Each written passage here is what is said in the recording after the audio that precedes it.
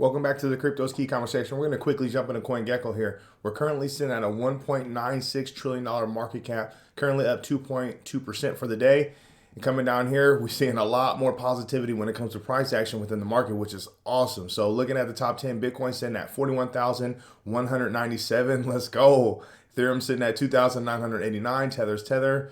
Binance Coin sitting at 410. Cardano sitting at $1.11. Solana sitting at 111. XRP sitting at 65 cents, DOT sitting at $21, and then Terra sitting at $54. Coming down here, I mean, we see a lot more green. Coming over here to the Bitcoin Fear and Greed Index, look at us. We're sitting in that fear range again. So we're at 33 now. So this is one of the highs we saw for some time now. So it's just a lot more positivity within the market. Now, is it sustainable? Are we getting faked out? Is it going to be like a bull trap? Who knows? We'll kind of see how things kind of play out, over the next couple of days and weeks. Coming over here, I wanted to start with this tweet from the digital asset investor referencing Jeremy Hogan's video that he had made yesterday on response to what's going on within the Ripple versus SEC case. So he says part one is Jeremy Hogan's analysis of Chris Larson's email response to... And as Larson responds to... Let me pause that. So yeah, he says part one, attorney Jeremy Hogan's analysis of Chris Larson's email response to an XRP investor. And then part two is Vitalik Buterin on why you should invest in Ethereum.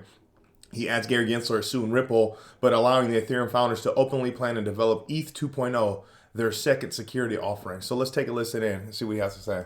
And as Larson responds to Carlos, let's focus on this part, which was the most relevant part from a legal standpoint. Looking at Larson's response email dated February 6, 2017, quote, "We believe XRP is uniquely valuable in the new work we're entering as a bridge currency to initially eliminate inefficiencies in the way payment providers finance payment flows." See white paper. Thus, the strategy of focus on connecting banks serves both emerging trends.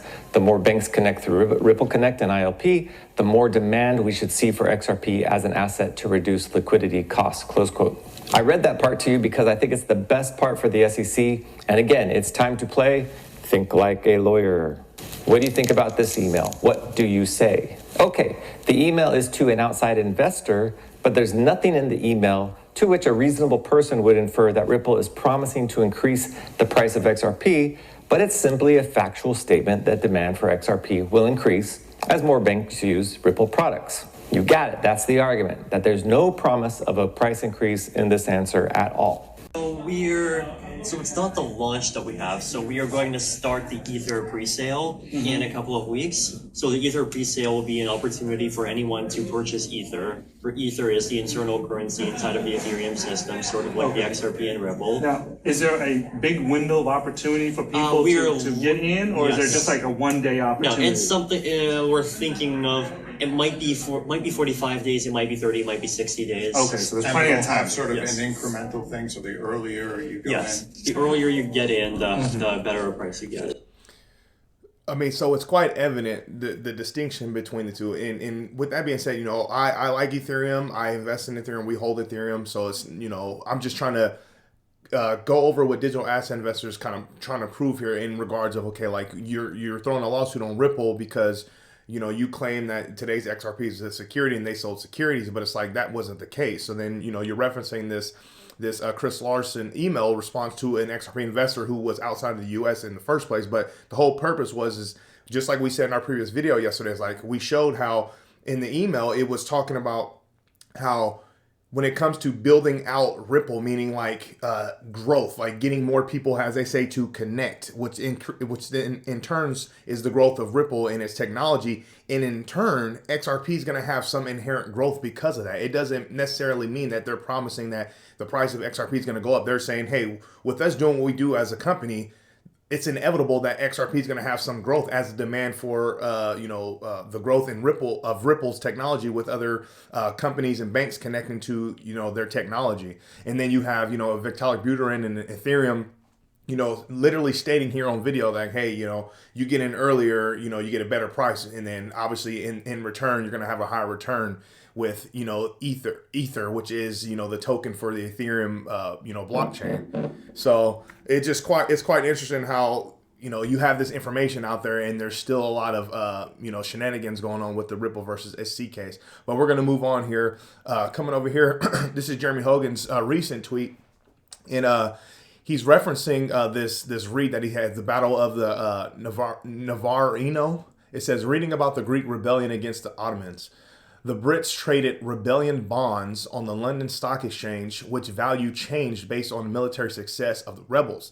That is how a security behaves. Does XRP price correlate to anything Ripple does? So obviously we were just talking about that in just a previous tweet there. So it says, price correlation will certainly be an issue in the Ripple case at summary judgment, and I think it's going to be difficult for the SEC to explain to the judge. P.S. The case has ruined so many things for me, including my late night readings. So, and then XRP Crypto Wolf down here says, hashtag XRP is not a security. So here's the thing. There's been so much growth and adoption when it comes to, Ripple's technology and a lot of their partnerships with central banks around the world, other companies around the world utilizing their technology. But it's like, look at where we're at as an XRP investor. Look at where the price is at. I mean, if you really look at, how much, Ripple has expanded and grown, you would think XRP would be, worth way more as in price value. So it's like, okay, is it really, is XRP really a security in that sense when you're comparing it to, the growth of Ripple, the actual company? So moving on here, Crypto Eddie put up this tweet, and it says Hester Pierce, and then she's being interviewed by Yahoo Finance. It says, expect a ramp up in enforcement activity from the SEC. So we're going to cover this video later, but I just wanted to touch on this because we talked a lot about how Gary Gensler and the SEC plan for 2022 is to come after all the platforms, to be more, have more scrutiny on, exchanges and on and off ramps. So coming over here, Johnny Deaton's covering, his take on the whole Brian Armstrong and Coinbase thing, kind of cowering to the SEC. So he goes, when the SEC claimed today's XRP as security, I said, Coinbase, you should file a motion to intervene or seek amicus status like I did. When Brian Armstrong tweeted the SEC would sue over land, I advised relist XRP and seek amicus status. The best defense and an aggressive offense. So he's referencing JV's tweet here where he says, don't be surprised when you see Coinbase hit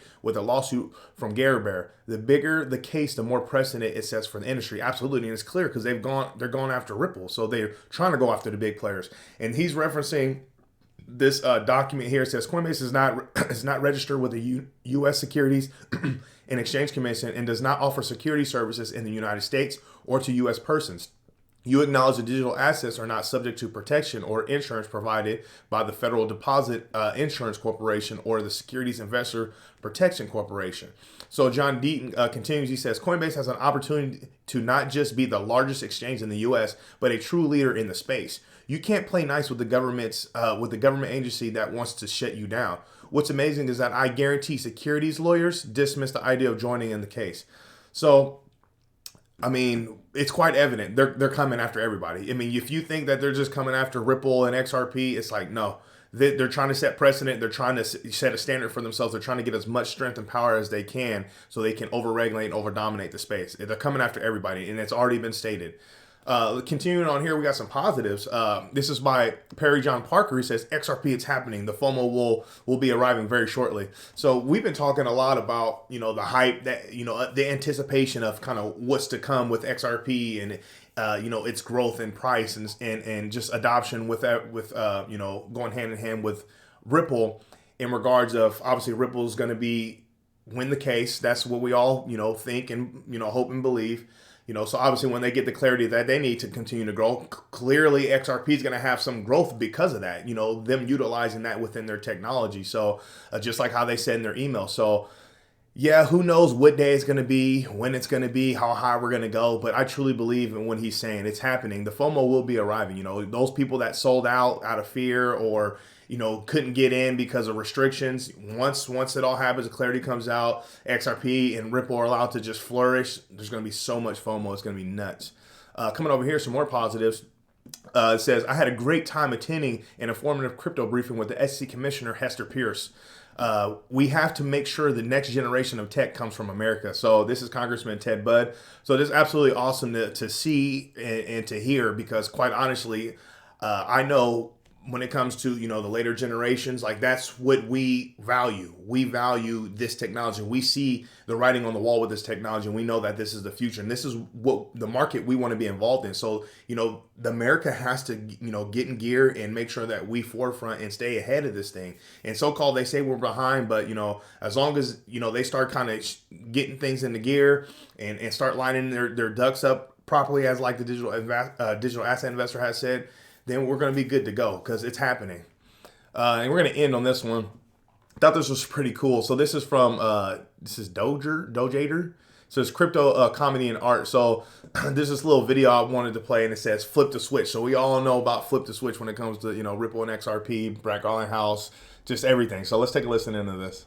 National regulator, the FCA, and regularly interacts with industry for future regulation. That conversation is helping the UK be a leader in the market. We started building RippleNet with the thesis that crypto liquidity would eventually be able to support robust global payments, large payments. RippleNet was designed so that customers seeing the benefits of our fiat-based network could flip the switch to ODL once the market was mature enough. And this is exactly what's happening.